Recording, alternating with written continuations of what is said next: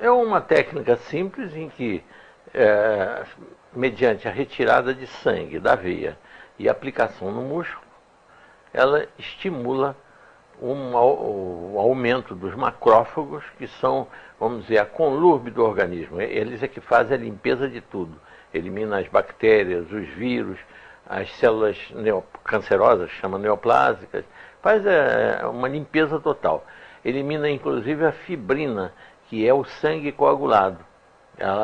E agora, esse macrófago, ocorre o aumento de produção do macrófago pela medula óssea, porque o sangue no músculo funciona como um corpo estranho a ser rejeitado pelo sistema retículo endotelial. No músculo.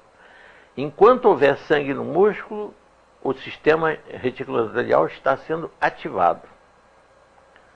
E só termina essa ativação máxima no fim de 5 dias. O número de macrófagos normais, a taxa normal é de 5% no sangue. Com a autohemoterapia, nós elevamos essa taxa para 22% durante 5 dias.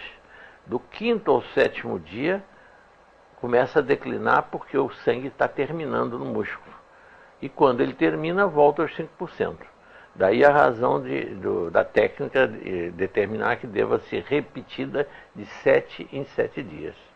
Essa é a razão do funcionamento. Como funciona a autohemoterapia?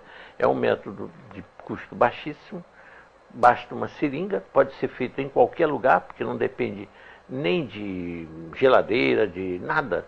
Simplesmente porque o sangue é tirado no momento e aplicado no paciente. Não há trabalho nenhum com esse sangue, não há nenhuma técnica a ser aplicada nesse sangue. É apenas uma pessoa que saiba pegar uma veia e saiba dar uma injeção no músculo.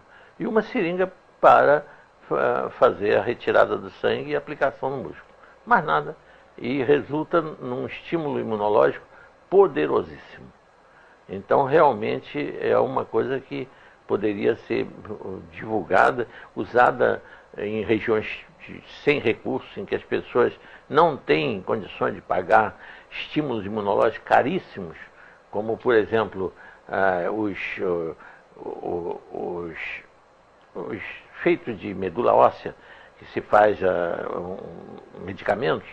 Eu não posso dizer o nome do medicamento, porque não estou fazendo aqui propaganda, mas é um medicamento caríssimo que se usa para produzir o mesmo efeito da autohemoterapia, que é um lisado de timos, de vitela, que foi fabricado, e isso eu posso falar, é um lisado de timos de vitela. Tem um nome de fantasia, né? Mas na realidade a essência do produto é um lisado de timo de vitela. O timo de vitela submetido a um fermento digestivo que se transforma num medicamento, mas é de custo muito alto, enquanto que a autohemoterapia produz o mesmo efeito a custo baixíssimo.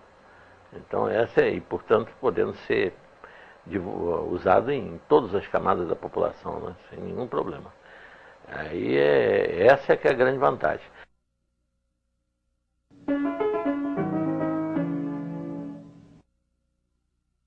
Eu comecei a fazer a autohemoterapia, para aplicar, ainda quando estudante de medicina, em 1943, quando eu entrei para a Faculdade de Medicina. Eu entrei para a Faculdade Nacional de Medicina, que era na Praia Vermelha. E meu pai era professor dessa mesma faculdade. E ele era também chefe da enfermaria da Santa Casa, e era cirurgião geral. E ele me mandava, primeiro me ensinou como tirar sangue e aplicar no músculo, e ele me mandava para casa de todo paciente que ele operava. Eu tinha que ir na véspera da internação na Casa de Saúde de São José, onde ele operava, aplicar no paciente 10 ml de sangue E depois, 5 dias depois, ele não esperava cair a taxa a zero, não. Há 5 dias depois, eu fazia a mesma aplicação no paciente ainda internado, porque naquele tempo as internações duravam em média uma semana. O que eu não sei é como é que ele tinha coragem de operar eu auxiliando. Porque eu só sabia era segurar os instrumentos e mais nada. Eu acho que ele operava era sozinho, porque o que eu sabia era apenas segurar os instrumentos, mais nada. O que eu tinha aprendido, a única coisa era aplicar sangue, tirar sangue da veia e aplicar no músculo, mais nada. E nunca houve problema nenhum. E ele teve com isso uma das taxas menores que eu já vi até hoje de infecção hospitalar.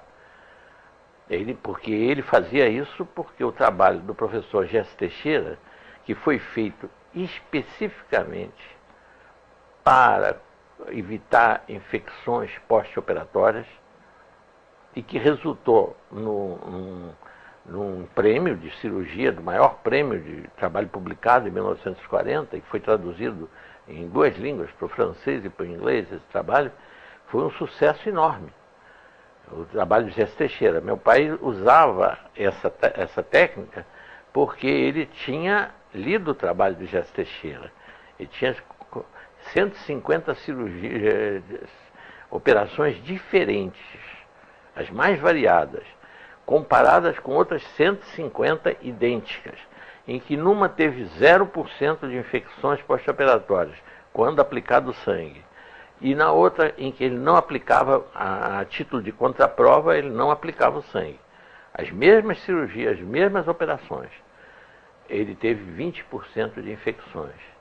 Porque havia, naquela época, o grande problema era mais infecções pulmonares no pós-operatório. Porque a anestesia era feita com éter. E o éter irritava muito os pulmões. Então havia uma facilidade muito grande de infecções. Daí, como eu aprendi isso com ele, depois eu me limitei a usar durante muitos anos a autoimunoterapia exclusivamente para para tratar de infecções, acne juvenil, que é uma infecção de estafilococcus, né? E também infecções evitar infecções de pacientes, que nesse tempo eu era também cirurgião. Então eu também usava o mesmo método.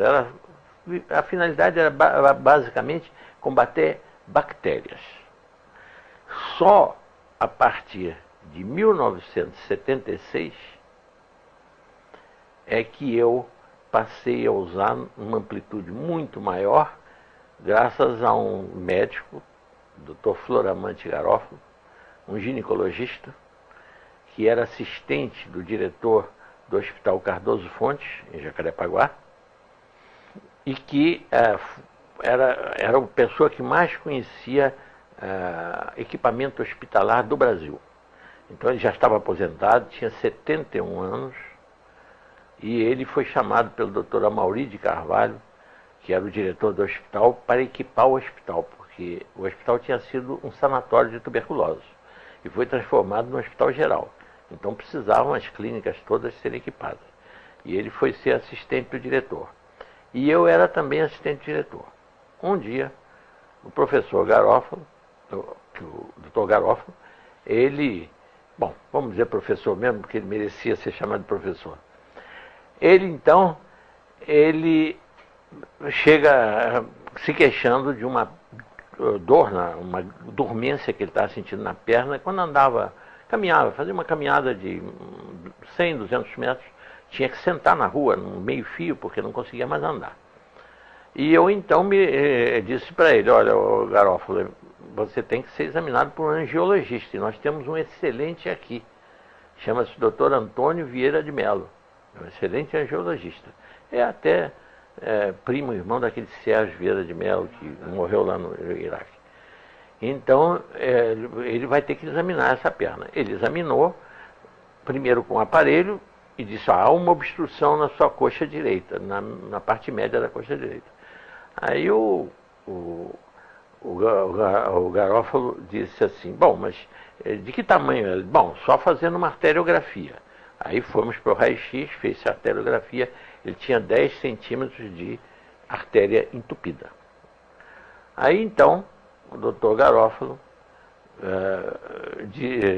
foi dito a ele pelo angiologista Antônio Vieira de Mello: olha, só há uma solução, fazer uma prótese, tirar essa veia, essa artéria, esses 10 centímetros, e substituir por uma prótese de material plástico, né?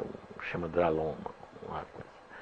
Ele aí diz, o Garofalo rindo, disse: não, a mim você não vai fazer isso não, porque eu não quero virar um homem biônico. Hoje é essa artéria da coxa, amanhã vai ser do braço ou da outra perna, então eu vou fazendo prótese. Não, quem vai me curar é a autohemoterapia. E me pediu que eu aplicasse nele. Ele trazia, cada 7 dias, trazia uma seringa já tudo preparado, e eu fazia a aplicação da autohemoterapia nele. No fim de 4 meses ele me disse: olha, não sinto mais nada, estou bom. Eu digo: mas o doutor Antônio Vieira de Mello é que tem que dizer, dar alta, né? Dizer se você está bom ou não. E fomos ao doutor Antônio Vieira de Mello, e ele disse: eu não acredito nisso, é impossível. Isso é sugestão. Você se convenceu tanto com essa autohemoterapia que você está achando que está bom. Ele disse: não, agora ando quilômetros, não tem mais problema nenhum. Bom, mas pode ser sugestão. Então eu é que disse aí, que dei a resposta. Eu digo: bom, não há por que a gente discutir se é sugestão ou não é sugestão. Ô Garofalo, você se submete a outra arteriografia? Para já, vamos lá. E fomos para o raio-x, e quando foi feita a segunda arteriografia, não havia mais obstrução alguma. E assim ele viveu. Nós conhecemos ele até com 90 e tantos anos, aqui, passeando aqui nessa rua, na General Roca, aqui na minha casa. Ele morreu com mais de 95 anos, e sem nunca ter mais operado, nem ter feito nada. Então, realmente foi uma coisa. Agora, isso foi daí que começou, em 76, entre os meses de maio e setembro de 76, que eu fiz essas aplicações no Dr. Floramante Garofalo, e curou. Aí, quando como compensação, ele resolveu me dar um presente, e me deu 2 trabalhos, um do professor Gerson Teixeira e o outro de Ricardo Veronese. Trabalhos que há um intervalo entre os 2 trabalhos de 36 anos, um de 1940 e outro de 76. Mas a impressão é que um foi feito para o outro, para combinar um com o outro. Por quê? Porque enquanto esse se limitava à ação da autohemoterapia em evitar infecções pós-operatórias, neste aqui do professor Ricardo Veronese, que é professor da Universidade de Santos, a imunologia já tinha avançado muito mais e tinha se descoberto que o sistema retículo endotelial tem muitas outras funções além da de combater as bactérias. Muito mais do que isso. E a essência daquilo é simplesmente, em poucos minutos dá para a gente ler isso aí. O que fazem os macrófagos? As principais funções deles são, isso no trabalho do professor Ricardo Veronese: clearance, limpeza, né, de partículas estranhas provenientes do sangue ou dos tecidos, inclusive células neoplásicas, cancerosas, né? Toxinas e outras substâncias tóxicas. Clearance de esteroides e sua biotransformação, eliminação dos hormônios, dos esteroides. Remoção de microagregados de fibrina e prevenção da coagulação intravascular. É o motivo que eu tomo para evitar infartos e tromboses cerebrais, infartos das coronárias, porque ele faz a prevenção da coagulação intravascular e remove a possível entupimento que possa ter havido. Como removeu a fibrina que entupia a artéria femoral do Dr. Garofalo. Por isso que eu tomo. Ingestão do antígeno, seu processamento e ulterior entrega aos linfócitos B e T. O antígeno que produz a reação alérgica. Então tem uma grande ação nas alergias, no tratamento das alergias. Biotransformação e excreção do colesterol. Metabolismo férrico e formação de bilirrubina. Metabolismo de proteínas e remoção de proteínas desnaturadas, proteínas anormais. Detoxificação e metabolismo de drogas. Imagine, metabolismo de proteínas e remoção de proteínas desnaturadas. Hoje se sabe que essa doença encefalítica, a doença da vaca louca e tudo, é uma proteína que se chama prion, que é desnaturada. E ele, então, poderia ajudar no tratamento, ser um colaborador nesse tratamento dessas doenças, né? Respondendo por tantas e tão importantes funções, fácil de se entender o papel desempenhado pelo sistema retículo endotelial no determinismo favorável ou desfavorável de processos mórbidos tão variados como sejam os infecciosos, neoplásicos, câncer, degenerativos e autoimunes. Foi aí que eu vou contar depois um caso onde comecei com tratamento de doença autoimune. Muito bem.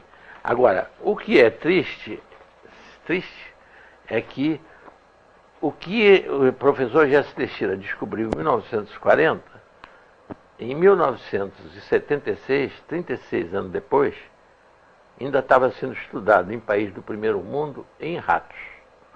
E aqui não teve a divulgação que deveria. E está aqui esse trecho aqui. Doenças degenerativas. O sistema retículo endotelial exerce papel importante na homeostase, quer dizer, manter o organismo saudável, inclusive dos lípides, das gorduras. Dessa maneira, tem-se demonstrado em animais que o sistema retículo endotelial está implicado na produção e excreção do colesterol, quer endógeno como exógeno. Conclui-se daí que a hipercolesterolemia e talvez a aterosclerose, o processo degenerativo das artérias que vão endurecendo, dependem do perfeito funcionamento do sistema retículo endotelial, podendo ser reduzida a taxa do colesterol sanguíneo através da imunoestimulação do sistema, conforme experiências realizadas em ratos na Universidade do Tennessee. Quer dizer, enquanto em 40 no Brasil o professor Jesse Teixeira descobriu em ser humano como estimular o sistema retículo endotelial, em 76, 36 anos depois, nos Estados Unidos, no Tennessee, estava se estudando em ratos, né? Estamos realizando experiências em tal sentido no serviço do professor Luiz V. Decura, em São Paulo. Quer dizer, então, a autohemoterapia é um recurso de enorme valor, porque com essa amplitude que o avanço da imunologia deu, porque antes realmente só se sabia que combatia infecções. Eu só usava, por exemplo, para reduzir o tempo de cura, por exemplo, de uma pneumonia. Dava o antibiótico e usava simultaneamente a autohemoterapia. Com isso, eu conseguia reduzir, primeiro, a quantidade de antibiótico, que a pessoa não precisava tomar tanto antibiótico. E o tempo de cura se acelerava, porque o antibiótico fazia uma parte, quer dizer, paralisava a reprodução dos micro-organismos, dos micróbios, e a autohemoterapia estimulava os macrófagos a devorar esses micróbios. Então, complementava a ação um do outro, né?